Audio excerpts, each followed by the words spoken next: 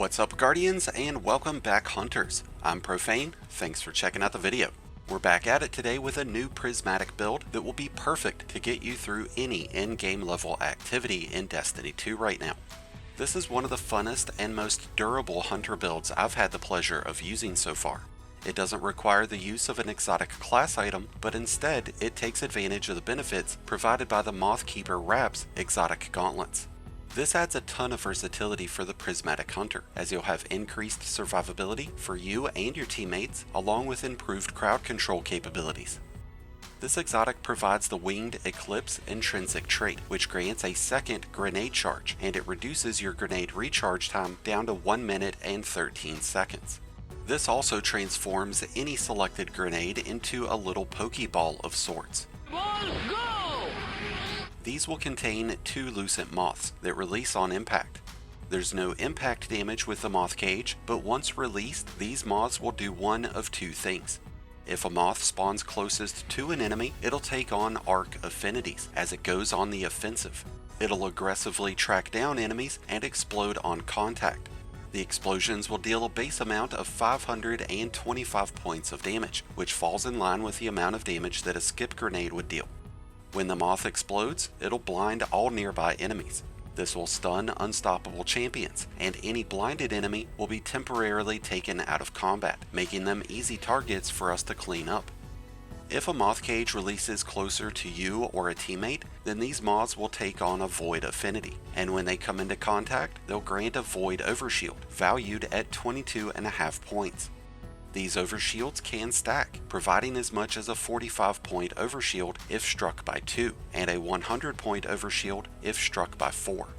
When a void overshield is active, you'll gain a 50% bonus in damage resistance, which will stack on top of any other resistance bonus that we're going to be able to trigger with this build.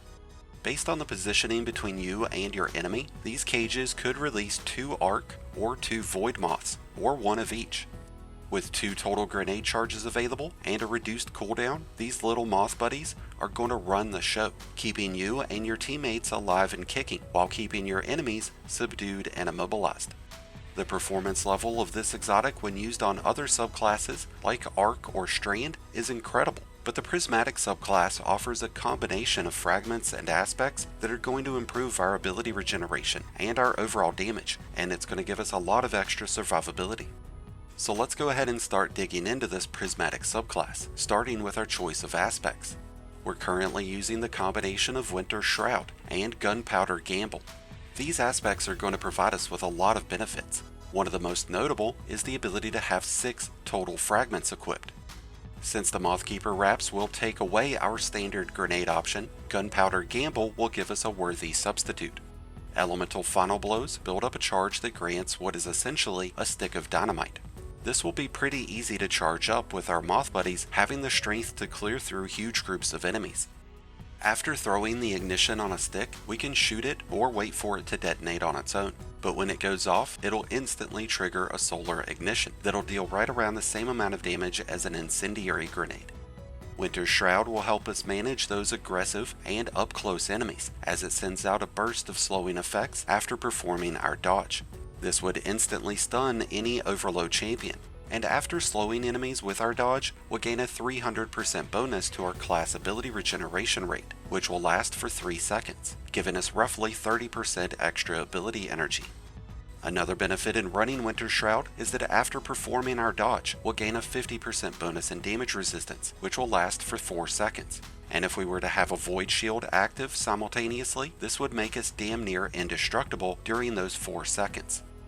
Our selection of super is, for the most part, a dealer's choice. I find Storm's Edge to be a great option to clear out enemies, and it deals a pretty good amount of damage, and it's cohesive to our focus around arc energies.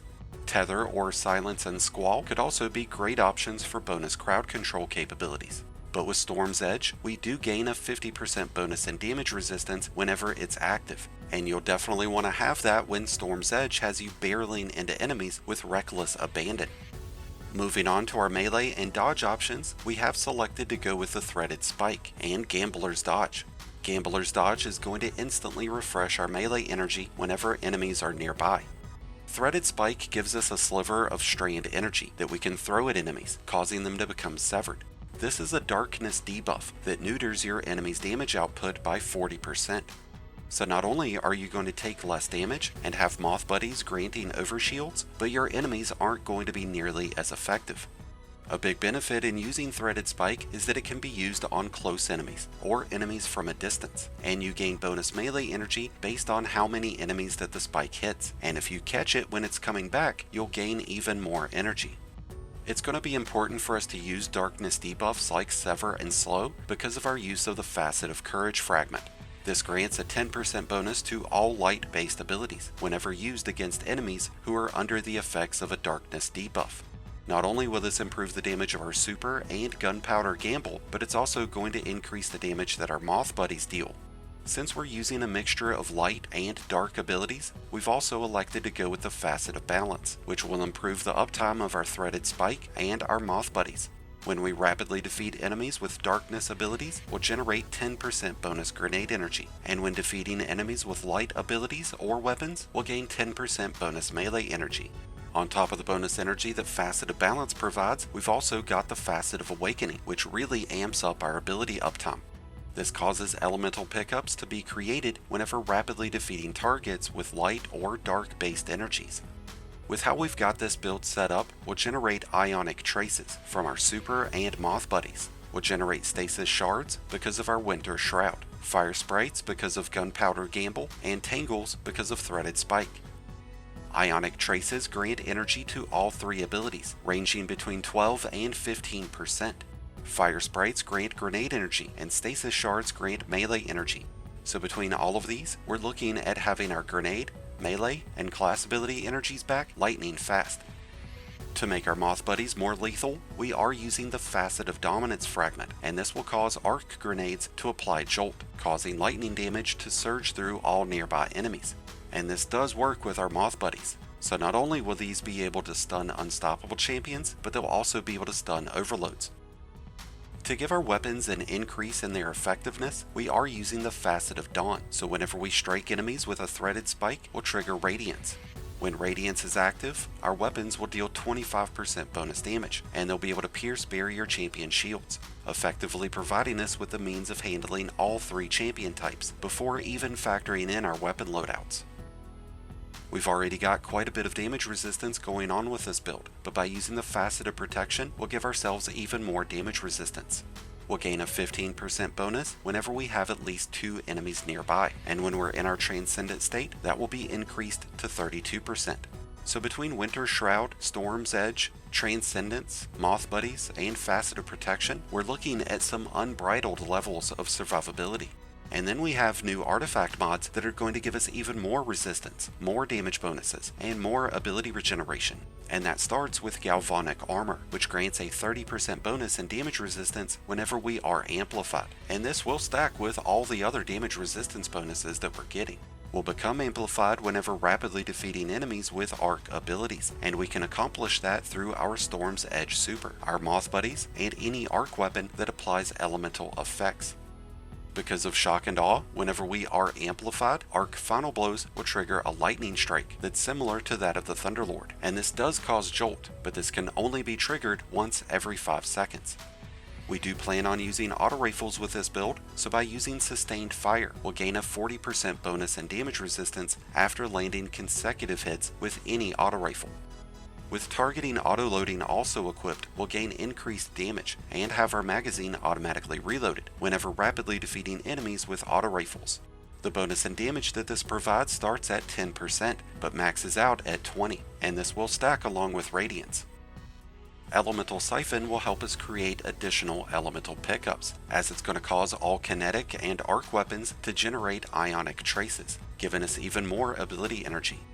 Radiant Orbs will help us maintain that Radiance buff that would normally rely on Threaded Spike, by being able to trigger Radiance whenever collecting orbs.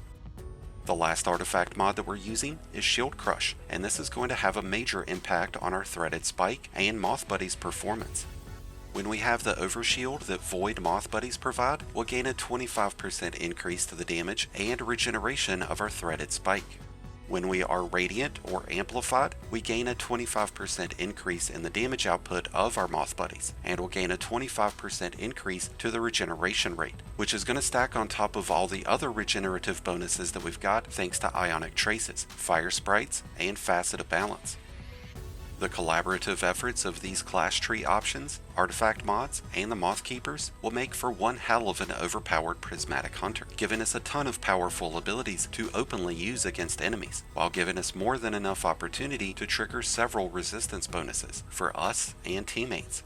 Most of the more popular Prismatic Hunter builds, like those that feature the Celestial Nighthawk or Star Eaters, focus on the regeneration and damage output of their super, which can leave you in a much more vulnerable state, as you have much less of a focus towards survivability. But with this Mothkeeper's build, you'll strike the perfect balance, as you'll have unparalleled levels of survivability getting matched with top tier levels of damage output. When it comes to our weapon loadouts, we'll have a good amount of freedom to match up with any activity modifiers. We want to use auto rifles to get that extra damage and bonus resistance, and the best auto rifle to use with this build right now would be the Centrifuge Exotic Auto Rifle. This creates its own explosions and its own blinding effects, and it even plays off of being amplified. The Sweet Sorrow, Shadow Price, and Prosecutor would make great legendary options, but I also like the Kvostov in the kinetic slot. With Attrition Orbs and Demolitionist, will be a non-stop orb creating machine, and will give ourselves a ton of extra grenade energy.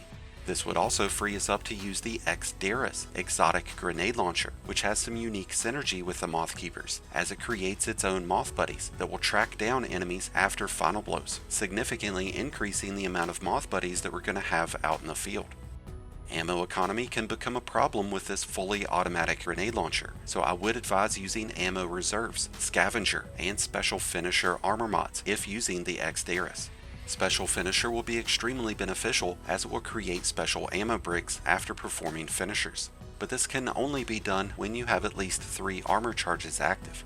Armor charges are generated whenever orbs are collected, so by using Helmet Siphon, Firepower, and Reaper armor mods, we'll be able to create plenty of armor charges, on top of what we'd be able to create with the Kvostov. Since we'll gain a 10% bonus in light ability damage against enemies who are debuffed by darkness, we want to use strained weapons that come with Slice, or stasis weapons that come with Headstone, Chill Clip, or Cold Steel. And if you're running an arc weapon that hasn't already been mentioned, I would recommend looking for weapon traits like Volt Shot, Chain Reaction, or Dragonfly. Moving away from weapon options, let's talk more about armor. The character stats that you want to focus on start with Resilience, as Tier 10 will provide a 30% reduction in incoming damage. I like having high recovery and in-game content so that our health will regenerate faster, but Discipline and Mobility should also be a focus. With higher mobility, we'll not only have improved jumping and movement speed, but we'll have a shorter cooldown on class ability. And with Discipline at Tier 10, our base grenade cooldown would be down to around 50 seconds, before factoring in any of the bonuses that this build will generate. We've mentioned a fair amount of armor mods already, but we're also using the Ashes to Assets mod, and that's going to generate bonus super energy whenever we defeat enemies with our grenades, which does include our Mothkeepers. We also have the Recuperation Boots mod to give us an extra source of health regeneration, and Innervation granting us bonus grenade energy whenever collecting those orbs. Even though we will be using a special finisher mod to get more special ammo, we are using a grenade kickstart mod to generate additional grenade energy. If we have 3 armor charges active, that's going to land us 34% bonus grenade energy that's going to get instantly applied whenever we throw our second Mothball, and that's going to add to our already stellar grenade uptime. With so many different ways to attack your enemies and to defend yourself or teammates, this is one of the most versatile and powerful hunter builds I've ever used. You can be aggressive with it, you can be passive with it. You can use it in Crucible, Gambit, Nightfalls, Raids, Dungeons, anything, and you're going to have a ton of success. And with that said, that brings us to an end of today's perfect Prismatic Hunter build. If you need to make a copy for yourself, then be sure to check out my Mobalytics link that's down in the description, where you can find this and a ton of other great in-game builds. I'd love to hear your thoughts about the Mothkeepers, Prismatic Hunter, and the current state of Destiny, so let us know what you think down in the comments below. Thank you as always for checking out the video. If you enjoyed and found it helpful, then be sure to hit that like button below. along with the subscribe button if you're new. Both are greatly appreciated and both really do help support the channel. If you're a new Light Guardian just starting your journey, or a battle-hardened veteran just looking for a new place to call home, then be sure to check out the Discord link that's also down in the description and join one of the greatest communities in all of Destiny. And until next time, Guardians, this has been Profane, wishing you all some happy hunting.